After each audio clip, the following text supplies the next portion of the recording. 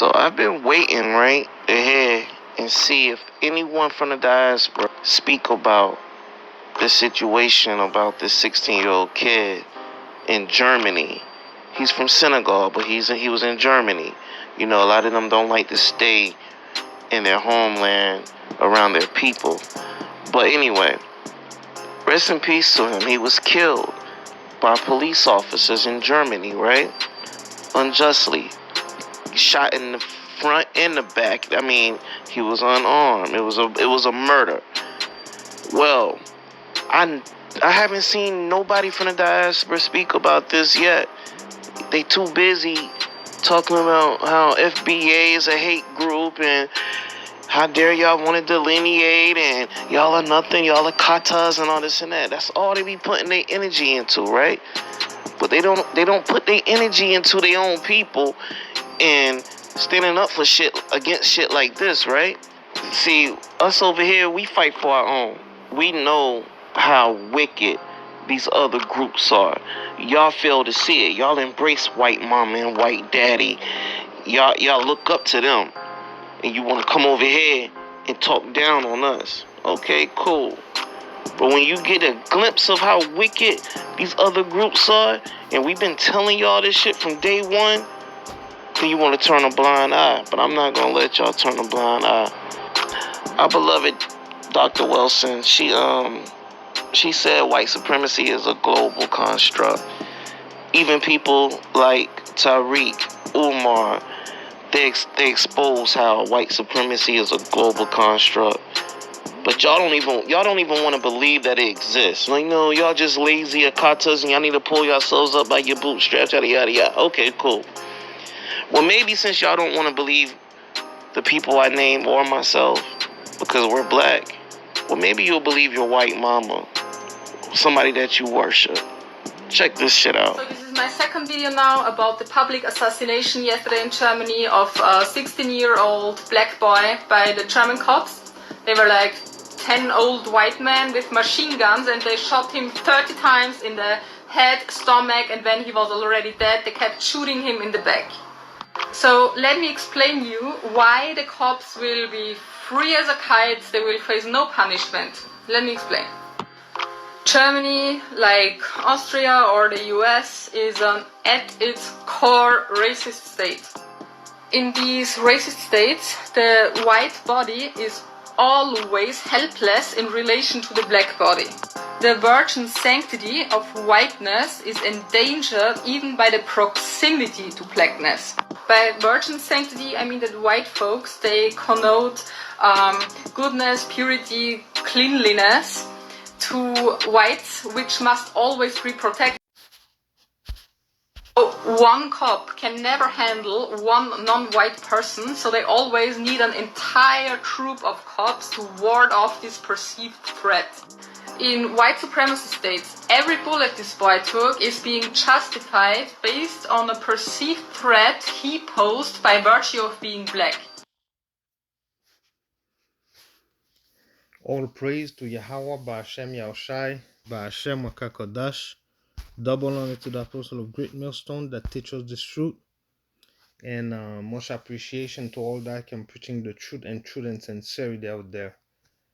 And it's always the same. It's always the same story, coming back and forth. Since Cain killed his brother Abel, or they have the same type of mentality. This is the man of sin, Esau, Edom, the red white man. See, they did it. That was in Germany, and you know what? Most of our people, they don't see those things. They think it's all that's how it's supposed to be, and it's all okay, right? It's all okay. It's all right, right? This story up there, where the lady was talking, that's one, and just down there, that's another one, right? That's another one. Zenze Reed, that's another one. Him, it was 13 years old. The other one that they killed in Germany was 16 years old. let's go to Zechariah 11 verse 5.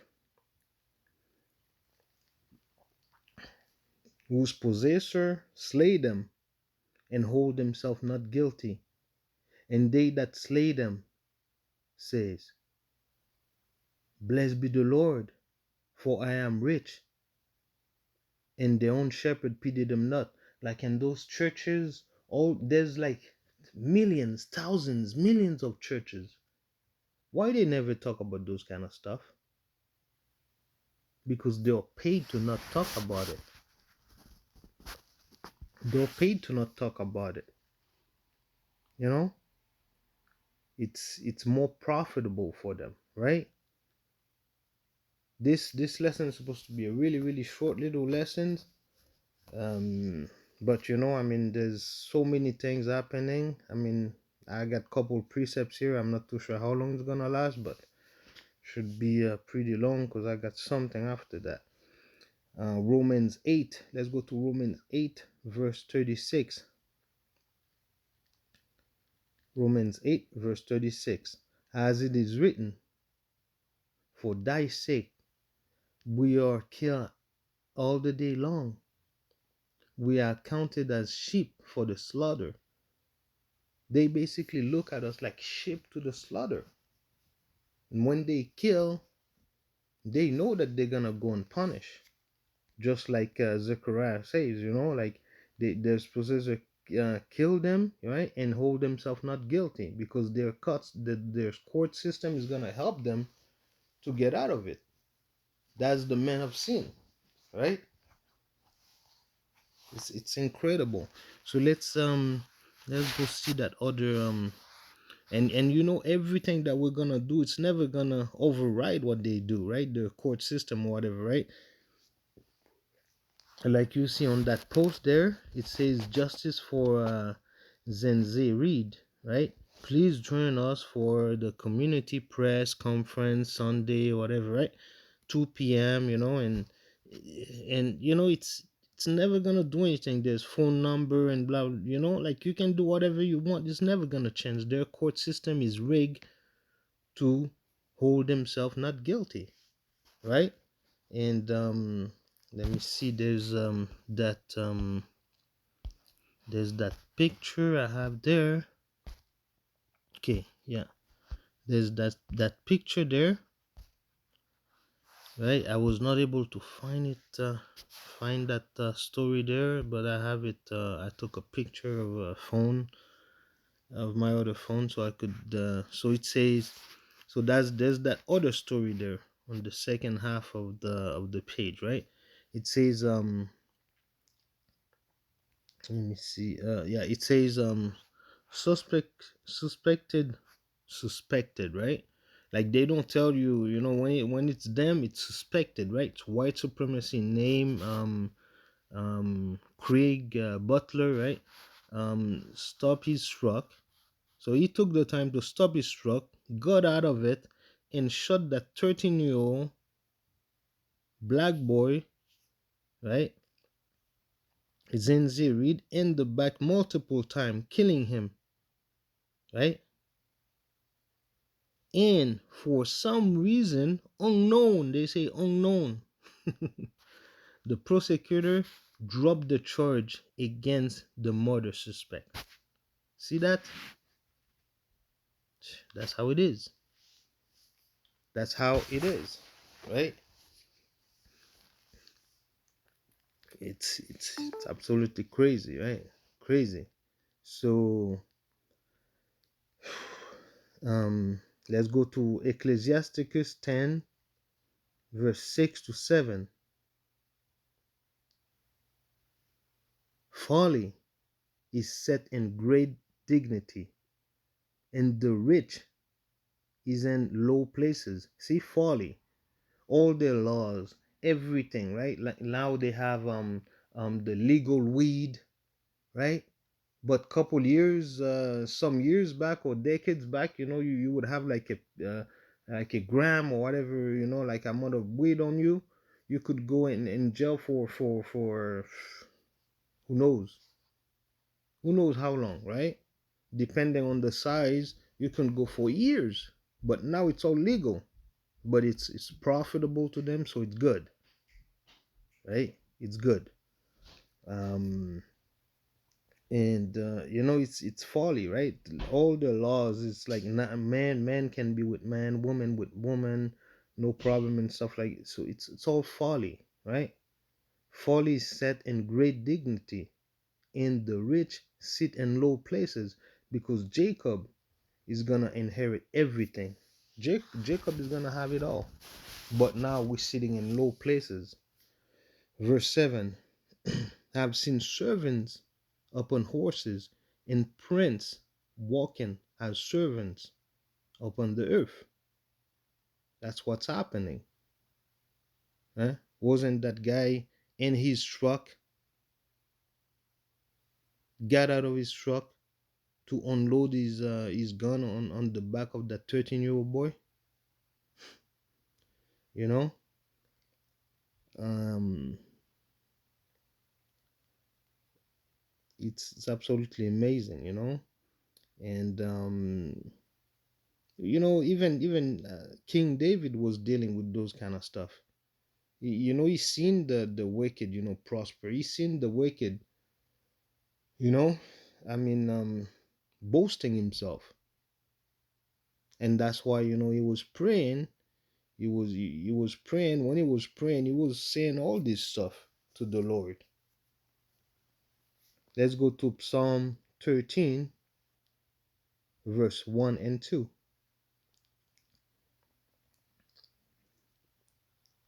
To the chief musician, well, okay, let's say um a Psalm of David, right? He says, "How long wilt thou forget me, O Lord? Forever? How long wilt thou hide thy face from me? How long shall I take counsel in my soul, having sorrow in my heart daily? How long shall my enemy be exalted over me?" And for that last stretch now, it's been hundreds of years. That short little season, but it's been hundreds of years for now, for us now, that we are saying the same thing, right? Right? How long, should I be in sorrow? How long shall my enemy exalt himself over me? That's what we're dealing with still. And King David had a lot of problems with these people, with these Edomites, with those workers of iniquities. And he's got so much writings according to that. Let's go to Psalm 94, verse 3 to 7. He says, Lord, or Yahweh Ba'ashem Yahushai, how shall the wicked triumph? See, he said that 2 times. How long, how long shall the wicked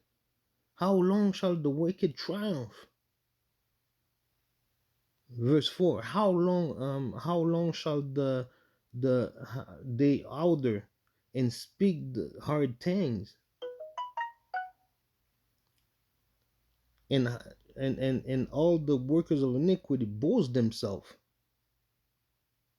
How long the workers of iniquities boast themselves? That's the question we're asking ourselves.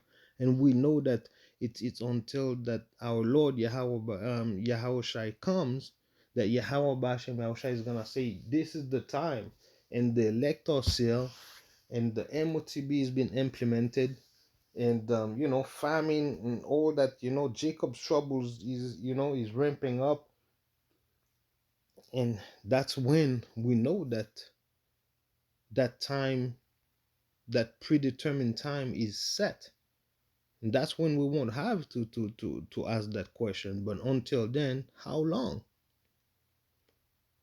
Mm, verse 5: They break in pieces thy people, O Lord, and afflict thine heritage. They slay the widow and the stranger and murder the fatherless. Isn't it what they doing still? They can't change. They can't change. They just love it. The more they can kill, the more they're happier, right? They love it.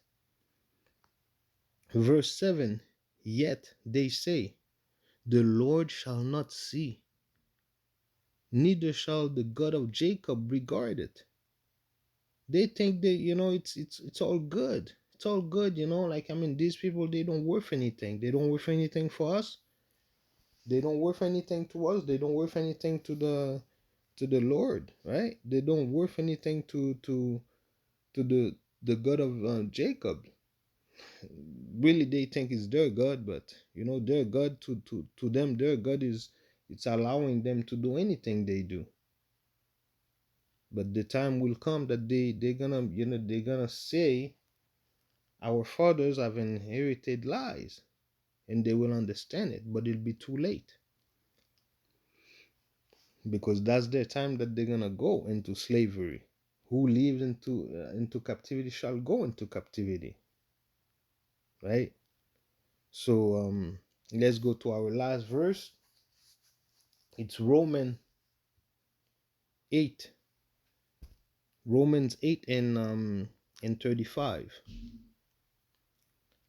Who shall separate us from the love of Yahweh Shai? Shall it be tribulation, distress, or persecution, or famine, or nakedness, or peril, or the sword? The answer is none of them. Because no matter how hard the situation is, we are programmed. We are programmed to stay faithful. It's not for no reason that whatever situation that comes around you, yes, you might fall here and there, gonna get couple jabs here and there, uppercut here and there. But for some reason, you always come back up, right? A righteous man falls 7 times, but comes back up. But the wicked knows what? No shame.